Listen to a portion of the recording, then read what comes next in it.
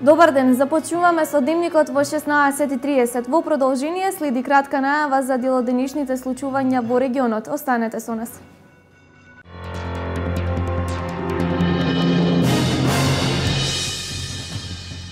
Денеска 25 мај се одбележува како денот на младоста. На овој ден на Јосип Броз Тито му се предавала штафетата на младоста.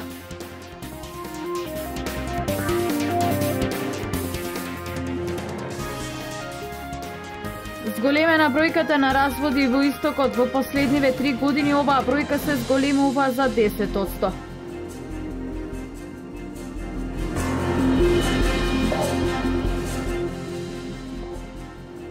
На плоштадот во Пехчево изградено е ново игралиште, финансиски поддржано од општината, а иницијативата е на граѓаните на Пехчево.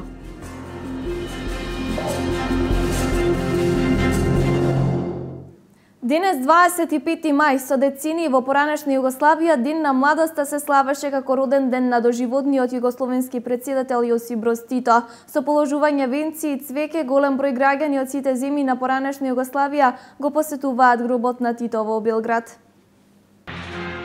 За доживотниот претседател на некогашната Социјалистичка Федеративна Република Југославија Јосип Броз Тито, кој почина на 4 мај 1980 година, а беше роден на 7 мај 1892 во Кумровец, од многобројните сеќавања на повозрасните поврзани со неговиот животен пат, е она што се одбележува токму на денешен ден. Имено од далечната 1957 година, 25 мај беше познат како ден кога официјално се славел родениот ден на Тито, со слет на стадионот на Југословенската народна армија во Белград, откако неколку месеци порано од град во град, од рака во рака, од страна на пионери, младинци, студенти и војската на Југославија се носеше така наречената штафета на младоста. Овој настан се случуваше секоја година во текот на 4 децении колку што постоеше Социјалистичка Федеративна Република Југославија, кога традиционално на стадионот на Југословенската народна армија во Белград се појавуваа познати и истакнати млади личности и држејќи ја штафетата на младоста, трчани стадионот се искачуваа до свечените трибини на кои се наоѓа Јосип Броз Тито, неговата сопруга Јованка Броз и најблиските соработници и му ја предаваа штафетата.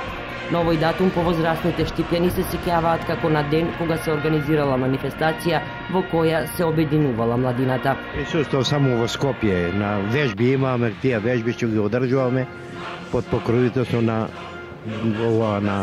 роден денот на Тито. Чувството беше многу добро, одлично. Младината многу беше расположена, младите ни. Секако многу убаво се сеќавам и за наши представници од младината кои присуствуваа на. Значи, многу убаво на стадионот, прослави, значи со најубаво памтење. Многу го пристапачал цел Штип, се собере сите, се собираа сите, почитуваа. Штафетата секоја година била со различен дизајн и со пораки од младите од сите југословенски републики до Јосип Броз Тито. Последната штафета е направена и донесена во Белград во 1987 година, 7 години по Титовата смрт. Се смета дека згаснувањето на оваа манифестација ги наговестило распадот на Југославија и војните на овие простори. Штафетата е укината во 1988 година.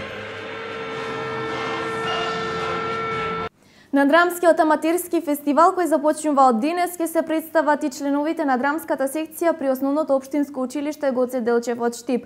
Тие во среда на сцената во Домот на културата Бели Мугри во Кочани со почеток во 12 часот ќе одиграат представата Снег во јуни во режија на наставниците по македонски јазик при ово Штипско основно училиште. Општинското основно училиште Гоце Делчев од Штип е мултиетничко училиште во кое своето образование го стекнуваат деца од повеќе малцинства. Освен македонско, голем е бројот на ученици од ромското и влашко малцинство.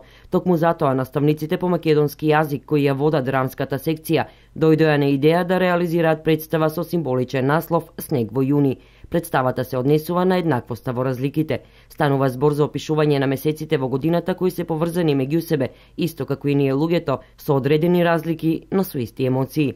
Снег во јуни е символична представа која ги символизира 4 годишни времиња кои се различни, 12 месеци кои имаат различни карактеристики како што и учениците во нашето училиште се со мешан етнички состав, сите се различни, а сепак сме исти.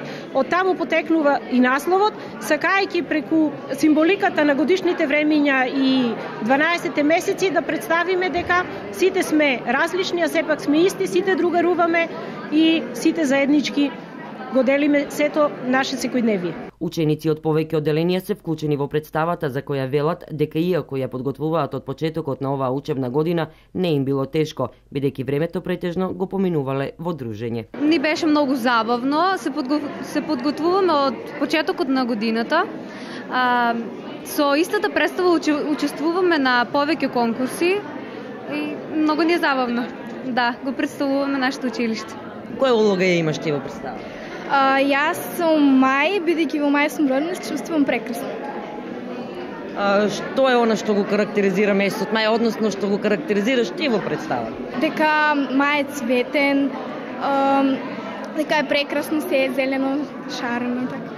Со снег во јуни, Општинското основно училиште Гоце Делчев има учествувано на повеќе конкурси, меѓу кои и за учество на токму 51-то издание на Драмскиот аматерски фестивал во Кочани, за каде беше потребно целата представа да биде снимена на компакт диск, кој подоцна беше испратен до одредена комисија. Заинтересираните љубители на драмскиот театар ќе може да ја видат представата Снег во јуни на сцената на Домот на културата Бели Мугри во Кочани во среда во 12 часот.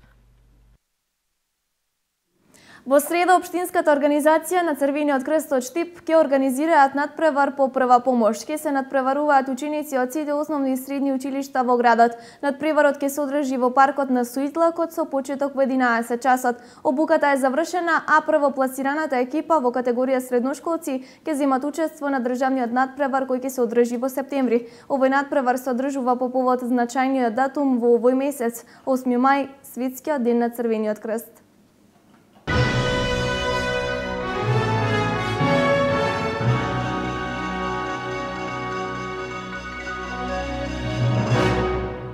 Зголемена е бројката на разводи во Истокот. Во последните 3 години оваа бројка се зголемува за 10%. Станува збор за разведени парови во помладите години.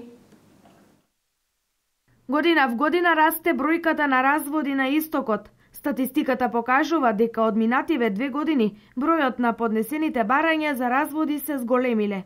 Значи во основниот суд во град Штип во календарската 2013 година се заведени 119 тужби за развод на брак, а додека во 2014 се заведени 132 тужби за развод на брак. Во календарската 2015 година се заведени 14 предмети за развод на брак.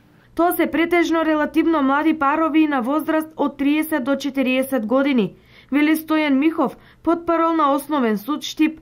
Сепак постојат повеќе причини за да се резултира на ова. Сите бракови со мал дел на процент се разведуваат поради нарушување на брачните односи до степен на неподносливост, а додека малиот делот од браковите кои се разведуваат по заемна согласност на брачните партнери, што значи брачните партнери постигнат договор меѓу себе да разведат брачната заедница за тоа што мора, доколку и имат деца, значи да се договорат и на кого ќе бидат доделени децата на чување, воспитување и одгледување. Но според психолозите, некои од разводите се како резултат на социјоекономската нестабилност, како и нерешеното стамбено прашање со кои се соочуваат младите брачни парови. Отворено е ново игралиште на плоштадот во Пехчево. Финансиската подршка за изградбата на игралиштето е од буџетот на општината, а иницијативата е на самите граѓани на Пехчево. Детска игра без грижи е основниот стремеж на секоја локална самоуправа. За таа цел, општина Пехчево во рамки на своите проектни активности за изградба и реконструкција на детски игралишта го изгради новото детско игралиште лоцирано на градскиот плоштад. Ние сега добивме детско игралиште каде што ќе можеме да си играме и ќе можеме да се забавуваме по цел ден. И да се дружите, така? Да. Така, што има тука и што правите најчесто? Па најчесто ние се луламе, си играме разни игри, се крцукаме, се лизгаме. Ние се луламе, се крткаме, се лизгаме, се дружиме. Убаво ни е. Игралиштето е опремено со најразлични детски играчки обезбедени со средства од буџетот на општина Пехчево. Тоа го ветивме после изградувањето на градскиот плоштад, дека ќе има 2 игралишта детски, еве тоа се случи. За општо задоволство за сите, посебно верувам дека е задоволство и за родителите, но најголемо задоволство е на дечињата кои што секојдневно тука, посебно преку ден кога е убаво времето, нон-стоп се присутни. Проектот се реализираше на иницијатива на самите граѓани преку активно учество и донесување на одлуки од јавен интерес. Изведувач на работите за изградба на детското игралиште во Пехчево беше фирмата Геоинк од Скопје. Како што беше најавено, денес започна асфалтирањето на дел од улицата Радански пат во Штип. Овој проект е само дел од предвидените активности за инфраструктурно уредување во градот во интерес секако на штипјани. Откако беа завршени подготвителните активности, денес започна со асфалтирање на кракот на улицата Радански пат во Штип кон некогашната бања. Она што ќе следува е подготвување за асфалтирање на делот од основното општинско училиште Гоце Делчев до трговскиот центар Елкос во Сењакот. Реконструирањето на улицата Радански пат со вредност од 2,2 милиони денари е само дел од приоритетните активности на општина Штип поврзани со инфраструктурното уредување на градот. Досега се асфалтирани улиците Маршал Тито, Джемал Вједик и Вита Попјорданова, а завршени се и подготвителните активности на улицата Сремски фронт, за која се очекува да биде асфалтирана во текот на наредната недела. А кога станува збор за модата, тогаш полека, но сигурно Штип почнува да заличува на светските метрополи. Секој од нас има различен вкус и стил на облекување, сака различно да изгледа од останатите, но кога е во прашање модата, тогаш дефинитивно може да се каже дека штипјанки постојано ги следат модните трендови. Од поодамна е познато дека штипјанки се едни од најмодерните во регионот. Штип полека, но сигурно почнува да заличува на светските метрополи кога станува збор за модата. Се следат трендови, се оформуваат модни блогови, се внимава на дрес кодот и слично. Штипјани и штипјанки се модерен народ, следат ја модата, во тренд, дотеруваат се, облекуваат се. Штипјанки се едни од помодерните жени во државава. Па добро, ние имаме и град како традиција на град за мода, за убавина. Така да со право можам да кажам дека нашите жени се дотерани, убави и дека се негуваат. И ќе им препорачам да продолжат да го следат тој тренд, затоа што само негуваната жена е убава жена.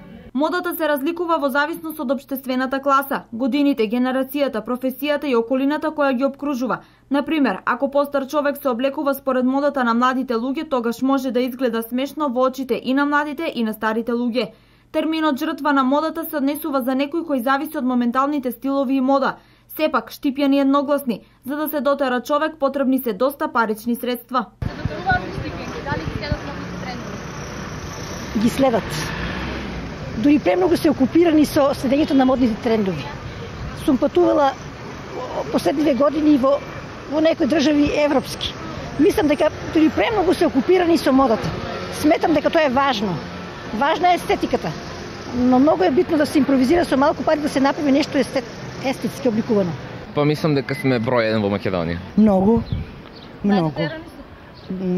Можам да кажам. Важен дел од модата е модното новинарство. Уредувачка критика, упатства и коментари може да се најдат во списанија, весници, на телевизија, на модните интернет страници, социјалните мрежи и на модните блогови. Во последните неколку години, модното блогирање и YouTube видеата станаа главен начин за ширење трендови и модни совети. Преку овие медиуми, на читателите и гледачите од целиот свет им станува се подостапна и можат повеќе да научат за модата.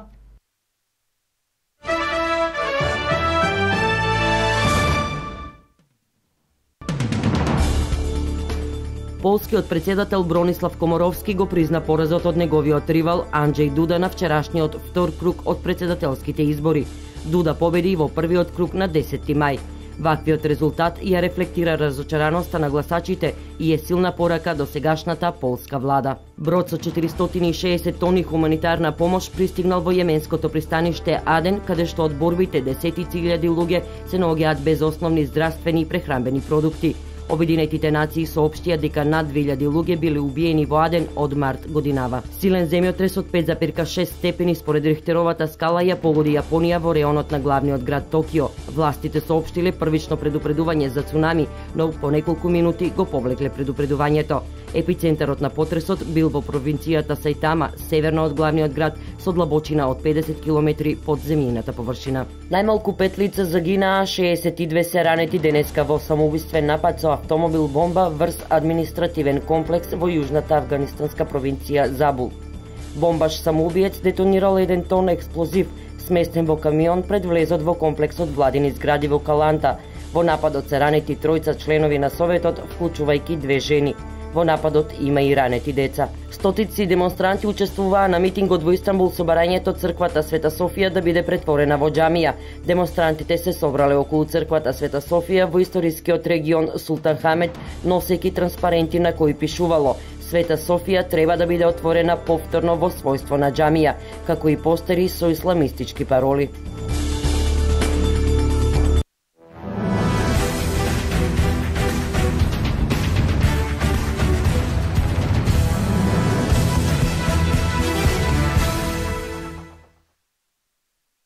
Вчера се одиграа завршните надпревари од 32-то коло во првата македонска фудбалска лига.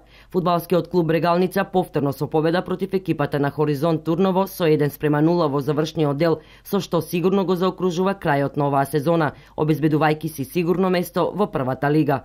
По повеќе од 12 одиграни надпревари, Брегалница нема пораз. Ваква успешна сезона посакува секоја фудбалска екипа.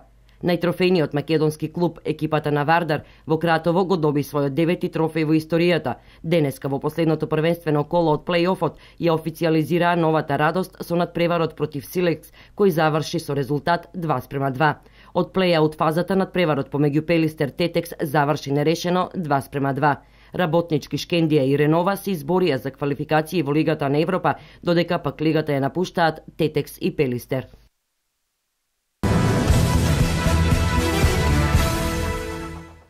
Делчевчани успешно ја истрчаа трката за здрав живот. Асоцијацијата на македонски иселеници во Швајцарија и Франција Рефрам беше главниот виновник што по повод 24 мај, денот на светите браќа Кирил и Методи, во Делчево се реализираше првата улична трка, која имаше за цел промоција на здравиот начин на живење. Идејата беше од Швајцарија, бидејќи таму учествуваме на повеќе полутрки, маратонски и полумаратонски трки. Сега целта е, како што потекнува од дека од Делчево, пошто има многу млади, да можат младите висто да бидат заразени, како што рековте, ние сме виновници за оваа трка, значи они така да бидат заразени со овој дух, спортски дух, за да можат што повеќе да трчат и наместо што ви докторот што вели наместо таблетки и апчиња да пиеме, значи треба со трчање тоа да го успееме и значи да бидеме здрави и да бидеме со еден дух, спортски дух кој што ќе не води напред во подобро иднина. Трката беше поделена во неколку дисциплини од најмала до највозрастната категорија, а главната трка беше надпревар на 4500 метри во машка конкуренција. Близу 500 учесници добија маичка со логото на трката, а за најдобрите во секоја дисциплина поединечно следуваа и медали како и скромни подароци од многобројните спонзори и организаторот. На крај организацијата заврши во најдобар ред. Целата ни е тоа, значи на 24 мај, значи за денот на патронот на градот Делчево, Свети Кирил и Методи, да биде традиционален и оваа трка да продолжи во наредните години. Епитетот за најдобар надпреварувач на првата улична градска трка му припадна на Борче Ивановски, кој беше најдобар на 4500 метри во машка конкуренција, додека во женска конкуренција прва на целта мина Дијана Антовска. Ова е одлична идеја, на еден начин да им се покаже младите дека треба спортува, да се отргнат од лошите поротници, едноставно да постигнуваат успех, што е нешто здраво за нивното тело, во тоа нешто да вложат во тие лоши поротници. Благодарност прво до организаторите, трката беше организирана на високо ниво. Ги повикувам младите што повеќе да бидат спортски активни и до година здраве да биде уште помасовно. Освен за победниците, организаторот додели награди и за најмладите учесници, а како благодарност за успешно организираниот настан, Асоцијацијата на македонски иселеници Рефрама додели благодарници до оние кои што најмногу помогнаа во организирањето на трката, Општинското основно училиште Ванчо Прке, како и Општина Делчево.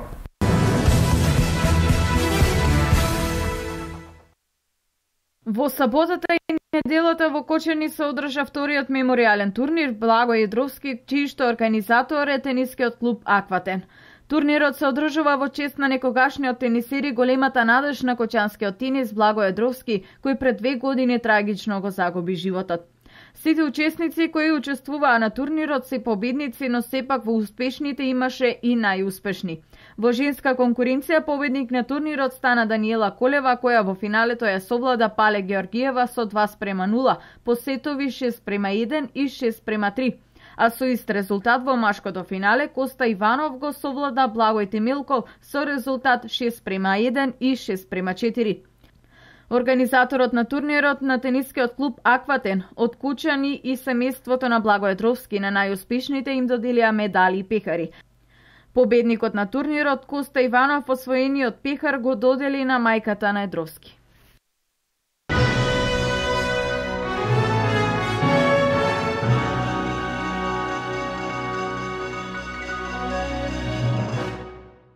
Овде завршуваме со дневникот, а следното информативно издание во 20 часа. До тогаш следете на нашиот веб портал kanalplus.mk. Имајте пријатен ден.